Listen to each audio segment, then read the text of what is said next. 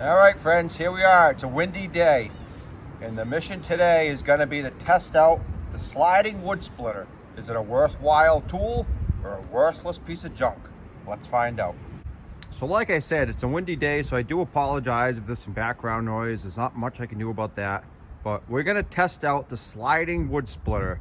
A lot of people probably haven't seen this tool, and it's going to be a good test today. We're going to test it on some red oak against the Fiskars X25 splitting axe and the Fiskars Isocore splitting maul. Let's see how it does. So the reason I chose red oak is A, that's what I happen to have on hand, and B, it's about the easiest splitting hardwood there is. So if this tool doesn't do well on red oak, then it doesn't say much for the tool. But we're going to run it through the paces. We're going to try some center splitting, some edge splitting, and just see in general how it does compared to the Fiskars tools that are time proven as valuable wood splitters. So we got a piece of red oak here. It's about 18 inches in diameter. It's already got a good crack in it. It's also about 19 to 20 inches long.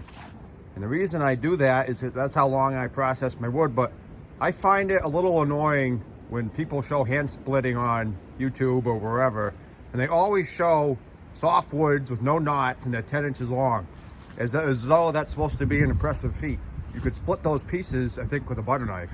So let's split some real wood, some wood that other people would actually be turning into firewood, not popsicle sticks.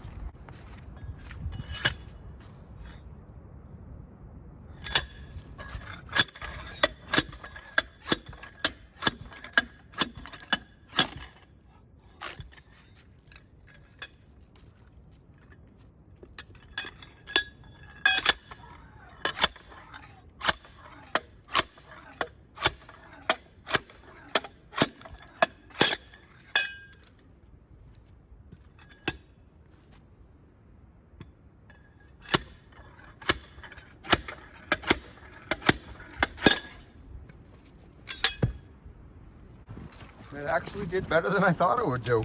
Again, this is oak, which is easy to split, and it is partially frozen, which again makes it easier.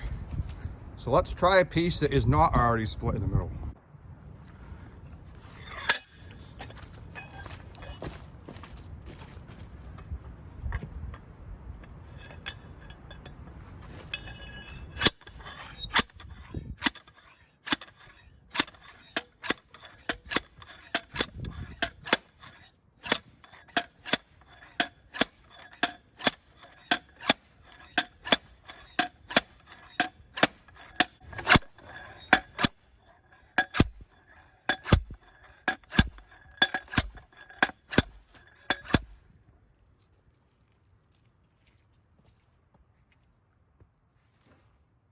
All right, so that's obviously not going to work. Let's see if we can do an edge split.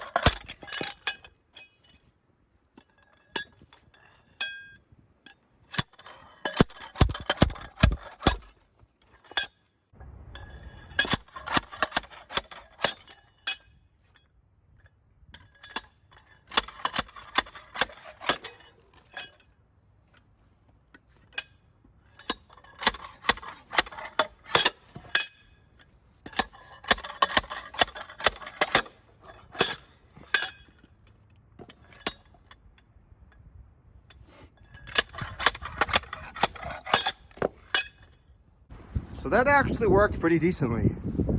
Splitting it from the edges, much like you would do with a lighter weight axe like the Fiskars X25 or X27 is the way to go.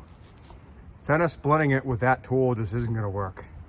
Unless you're working with really small diameter rounds, or like I said earlier, you cut your wood really short.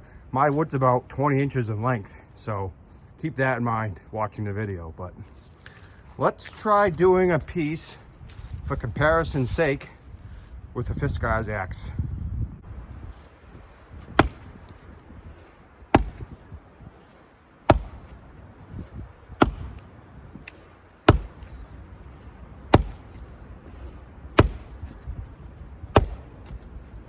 Nope. All right, so that didn't work either. Let's try the Fiskars axe from the edge.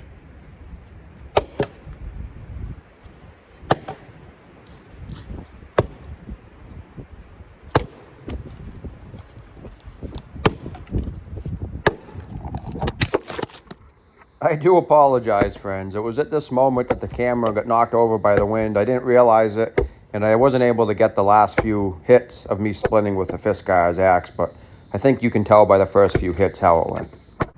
So much like the sliding tool, the Fiskars axe just doesn't have the weight to get a center strike and split the round in half. You gotta go from the edges, which wasn't really a big surprise. They're both lighter weight tools.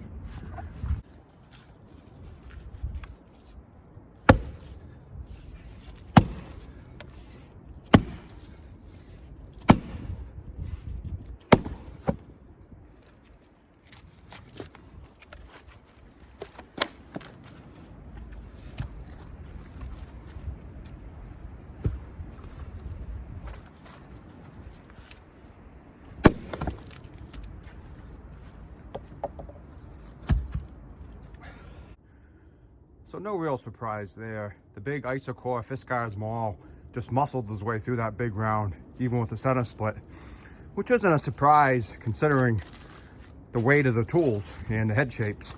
So let's go inside where it's a little less windy and a little warmer and discuss these tools a little deeper. So what are my final thoughts and verdict?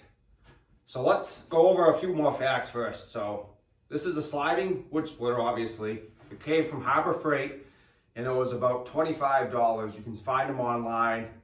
It's gonna list the shipping weight at 0.38 pounds, which is not correct. It's probably more like 5 pounds. It's heavier than the axe, but lighter than the maul. So, somewhere in the 4 to 6 pound range, let's say. Let me know what you guys think. Were you surprised with the results? I wasn't.